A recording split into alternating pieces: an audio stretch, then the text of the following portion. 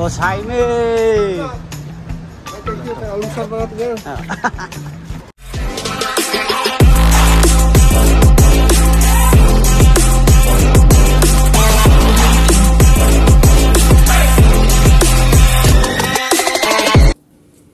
Kamusta po kayo? Nawa po ay safe ang bawat isa sa atin mga boss. Kung nasan man po kayo nandun ngayon, samahan nyo na naman po ako sa isang araw ko dito sa Canada. At ngayong umaga mga boss, magluluto nga pala tayo ng tinola. At ang gagamitin natin ang back ribs mga boss. At meron din tayong paa ng manok, lulutuin natin sa isang araw para gawin nating adobo. Nag-get na nga pala ako ng bawang mga boss. At nakapaglagay na ako ng mantika sa kaldero. At isinabay ko na rin sa pagluluto yung ulam ng aking anak at baon na rin niya sa kanyang pagpasok sa trabaho. Pinagluto ko siya ng tosino mga boss. Pork tosino. Alam niyo naman dito sa Canada mga boss, kailangan tulungan kayo mag-asawa. Hindi pwedeng lagi lang si misis ang gagawa sa gawaing bahay. At kung ikaw naman ay hindi sanay sa Pilipinas at sanay ka na may katulong, pagdating dito sa Canada, kailangan matutunan mo na yung mga gawaing bahay. Lalo na kung ikaw ay mag-isa lang dito sa Canada. Hindi lang sa Canada at sa ibang bansa pa. At tuwing umaga, alam niyo na hindi ako umiinom ng kape, kaya papakulo lang tayo ng mainit na tubig. Okay na sa akin yung sa umaga. Yung bang warm water lang, okay na yung mga boss. At isunod na rin natin yung sibuyas mga boss.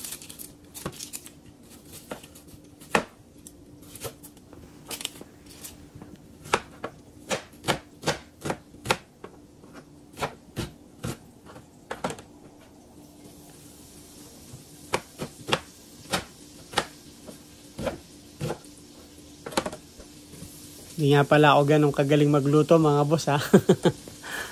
Marunong lang ako magluto pero hindi ganun na karaming alam lutuin. At ito na nga yung ating backbone, pinakamatigas sa parte ng manok. Pero ito rin yung pinakamasarap pagdating sa manok.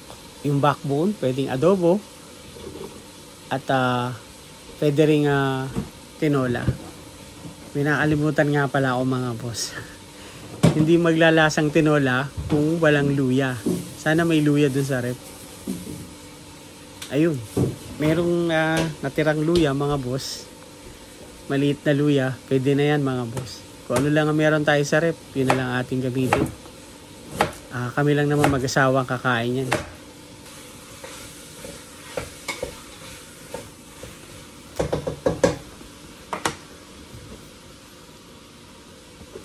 At lalagyan ko na ng konting patis para pampalasa.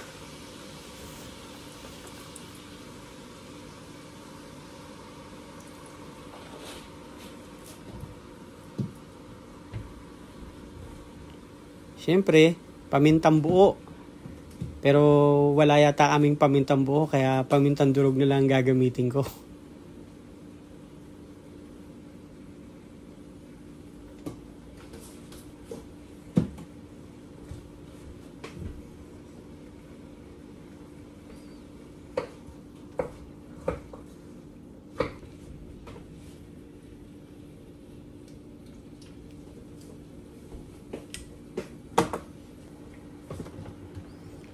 At magsasayang na rin ako, pero napansin ko ang aming kanin ay basa-basa.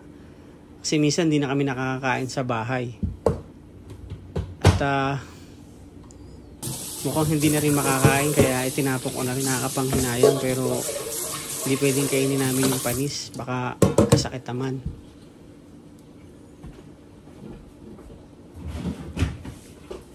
Pagtingin ko sa bigasan namin ay napakagaan ng binuhat ko. Kakaunti na rin pala ang laman. Hindi ko napansin mga boss. At sa isang araw naman kami mag-grocery naman mag-asawa. 4 na takal lang ang ginawa ko mga boss para sigurado hindi na mapanisan. Sinaid ko na. Ayan, wala na talagang laman. At naalala ko nga pala mga boss, yung kumpare ko, sinabihan niya ako na sa tuwing magluluto daw ako ng sinaing, lagyan ko raw ng konting suka. Nakakatulong daw yun para daw hindi magbasa-basa yung kanin mo, para hindi daw ako mapanisan. Wala namang masama mga boss, di ba? Kung susubukan natin, so lagyan natin ng suka. May tiwala naman doon ako sa kumpare ko mga boss eh. At alam ko yung mga nanonood sa akin, alam ko na may nakaka-relate sa akin yan na effective yung suka para hindi mapanis yung sinaing.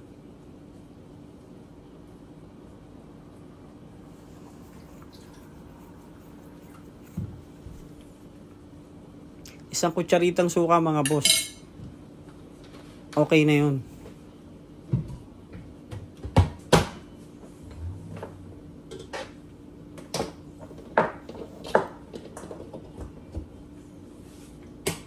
Ayan.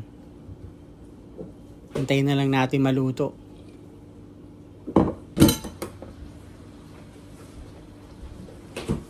At tingnan ko nga ulit sa rep ko ano pang pwede nating isama dyan. Baka merong sayote o papaya. Problema, wala talaga. Halos side na yung gulay sa rep eh. Pero okay lang yan. Hindi naman magreklamo yung misis ko. Importante may lamang tiyan yung aming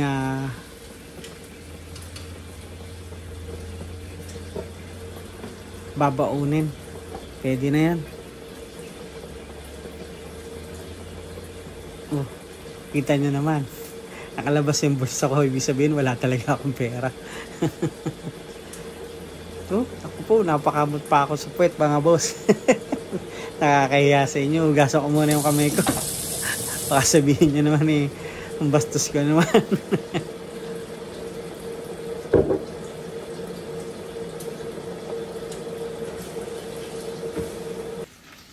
Ayan mga boss. Halos patapos na. Luto na ang baon ng aking anak. At luto na rin ang aking paboritong tinola na halos walang sahog. Walang papaya at dahon ng sili. Pero okay lang yan.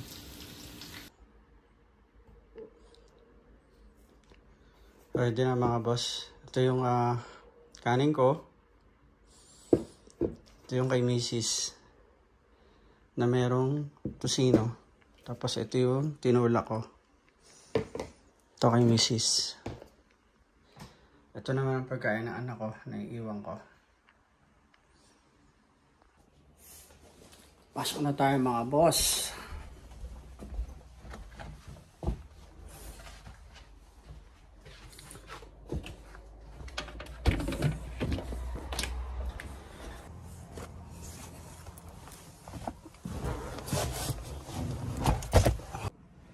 Ayan, may sabitan na ako dito eh. Ayan, luto na mga boss. Iwanan ko na yung pagkain ko. Tusino, pork tusino ng aking anak. At ang special kong tinola na walang sayote o papaya o dahon ng sili, okay lang yan mga boss. Importante, mabusog tayo. Pasok na tayo mga boss. Day off ako sa IGA pero pumasok ako sa part-time ngayon. Papasok pala ako ngayon sa part-time. Maaga naman ang labas ko. Alas 4. Tara mga boss, pasok na tayo.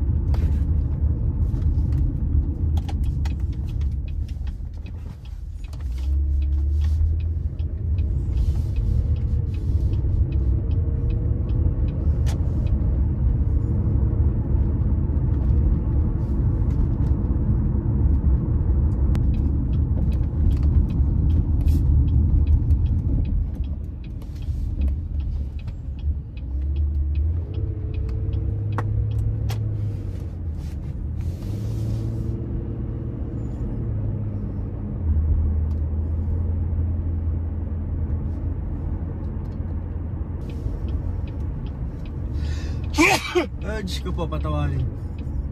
Kapapaligo ko lang mga boss, touching ako agad ah.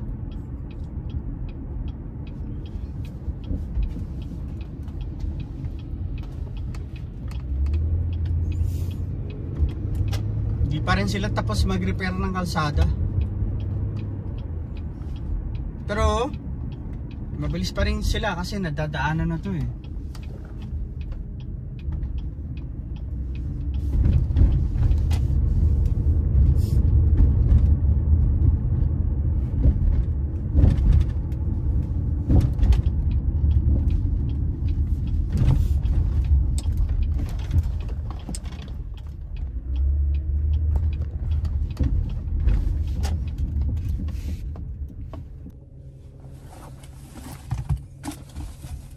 Bigay ko lang to mga boss ha. Balikan ko kayo kagad. Mabilis lang naman ako.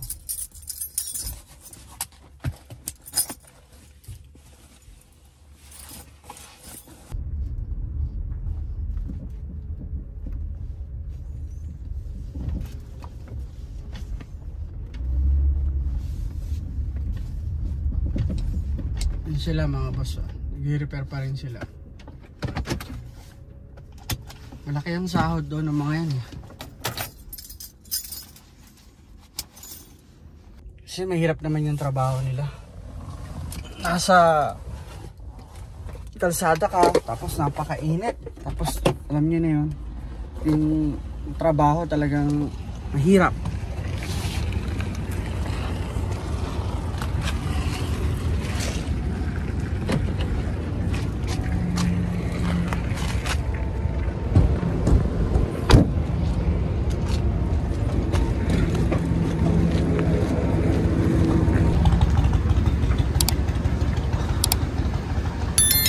Boss Jaime! Thank you. Alusan pa natin yan.